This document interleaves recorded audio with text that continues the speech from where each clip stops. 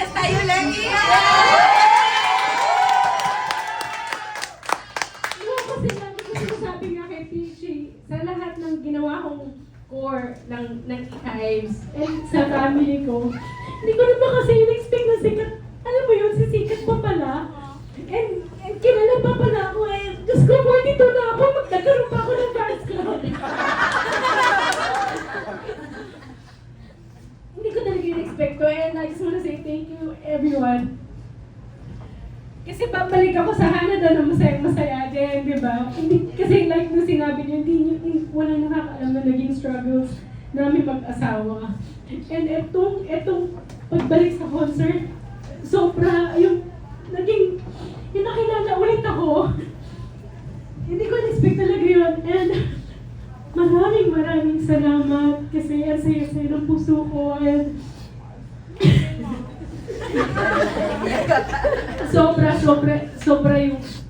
sobra ngayon yung fame na nakuha. Hindi ko makapaniwala. Maraming salamat sa inyo sa pagmamahal nyo.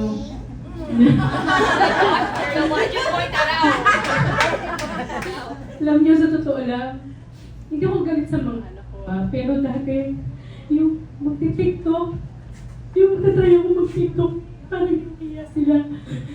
Pero ngayon yung respeto nila nakuha ko sobra. Sobrang proud na proud sila sa akin eh, nasa nanay, masaya ako. Kasi yung asawa ko nang lagi kong kakampi. Pero mahal na mahal ko yung mga anak ko. And I'm very happy kasi na-witness nila. And yung generation ngayon na may social media, di ba? Dati puro TV, newspaper, ang luma, di ba? Pero ngayon, even sa Canada, maglalawad kami magkasama. Ay, si Yvette. Sobra akong blessed, sobra akong grateful. Kaya lagi ko sasabi, i-enjoy ko yung moment, i-enjoy ko yung process. Kasi dati, madali din ako magreklamo, ganyan. Pero alam mo, nung naisip ko na yung asawa ko nagtiyaga sa akin, naintindihin ako, nabago niya yung mindset ko. Alam mo, sobra yung biyayang natanggap ko. And itong concert ito, hindi ko alam kung yung pag-oo ko na ganito pala yung nangyayari. Makikita ko kayong lahat. Magkakaroon ako ng family, yung e-hives. I just want to Love you! mahal ko kayo. Maraming salamat sa suporta. And even ito si Gigi, Diyos ko, pinansin ako, may 4 million followers yan. Pero talaga, alam mo yung pagkabata niya na ibalik.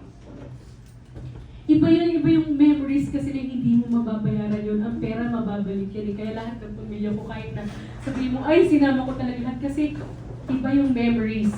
And yun ang lagi nating tatandaan. Yung memory, yung pera mababalik yan.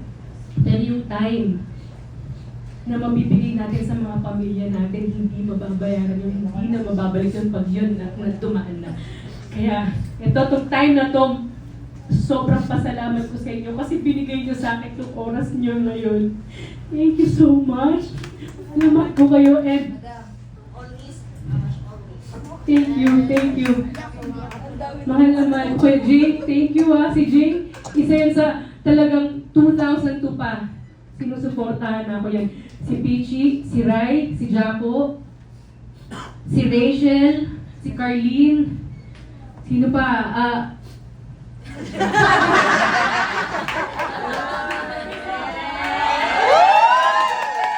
Ang napaka-supportive kong asawa, ang nanay ko, wala nung pinangalan ako. Nakita niyo yun, yung si Tessie Tomas siya yun sa magpakailanman. Lahat ng hirap namin talaga. Sobrang pasalamat ako. Ay! Bakla, nandito ka! Diyos ko, nagulat ako. Yung kaibigan ko, si Erwin. Kung alam niyo, di ba ikaw at Echo, dati nagkasama kami, pero yung sa guest na, siya naman si Greg David. Ayan, isa sa magagaling na singers na kaibigan ko yan. Ngayon ulit kami nagkita, e-hives, nakakaiyak kayo. Ayan, sa aking biyanan na umuwi pa dito, si Mami Rose. Mami Rose, thank you ah. Kasi siya yung naging nanay ko sa Canada eh. Alam mo, unang punta ko doon, di ba wala akong work, pinilagyan ako ng boots, yung mga ganon. Yung mga ganon moment, hindi ko makakalimutan.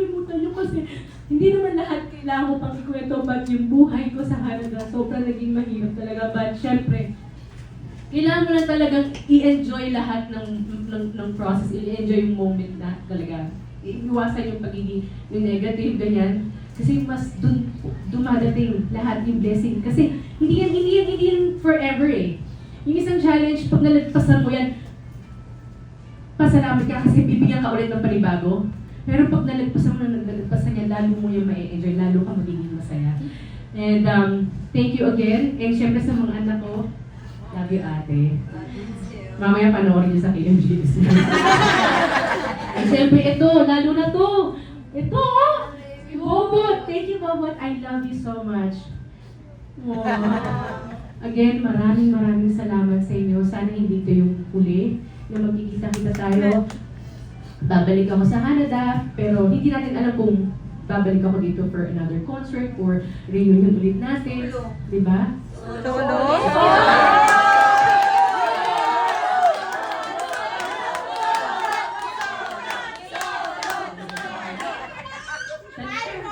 ba?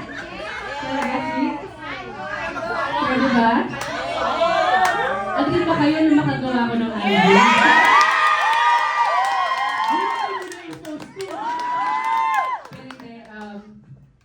Darating kung talagang naka-align yan sa buhay ko, diba? And ngayon pa lang magpapasalamat na talaga ako sa inyo sa support. Sobrang isa, thank you so much.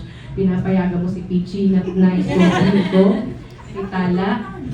Thank you so much, Tala. Kids, thank you. Hindi kami magkakilala talaga ni Kids or ni Tala, pero yung support na nakuha ko sa kanila sobra. Sa inyo lahat, hindi ko na kayo isa-isa, pero to si Gilbert yun. Kilala ko na siya dati pa eh. Yung mga post-post, yung comment eh. Gusto kong isa-isa pero no, maraming salamat sa time na nilaan niyo sa akin. And ayun, post na lang tayo mamaya na.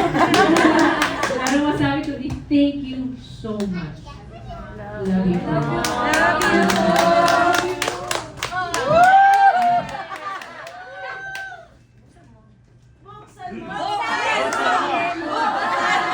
Buksan mo, papasukin ako.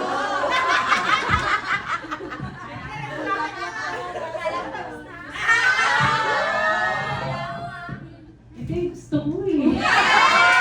Ano yan? Wala, iyak ka na naman. Kasi gusto ko na pangarap ko. Tumangling na. Ano yung Nagtangling na siya sa loob. lahat talaga, lahat inukat niyo. Magaling po kasi kami mambudo. Thank you. Maghintay ka. Papa, Usap tayo, PM. thank you. Palakpakan naman natin yung mga sarili natin. Thank you so much, ha. Maraming salamat sa inyo, guys. And thank you, Chi, for coming. Sa sister mo, ano ang name ulit? Jenny Lee, thank you, ha. Alam ko layo-layo na ba, pero nagbigay kayo ng time for me. Thank you so much. Erwin, thank you. Sabi ko sa inyo, huwag niyo na akong bigyan. Alam niyo si Joanna ang unang nagbigay ng idea sa akin na magkaroon ng... Hindi, kailangan ko sabihin ng Joanna. May ginawa si Joanna yung PVET na gano'n. Hanggang sa nagkaroon ako ng ayusin natin. Sabi ko gano'n. Kasi wala nga, hindi ko nga naisip na magpa-fans club, ganyan. Hindi ko naman naisip talaga to. Ewan ko, ba't? Thank you kay Malin, MJ, kayong tatlo nagsimula hanggang sa lumaki na tayo. And sana mas lumaki pa, no?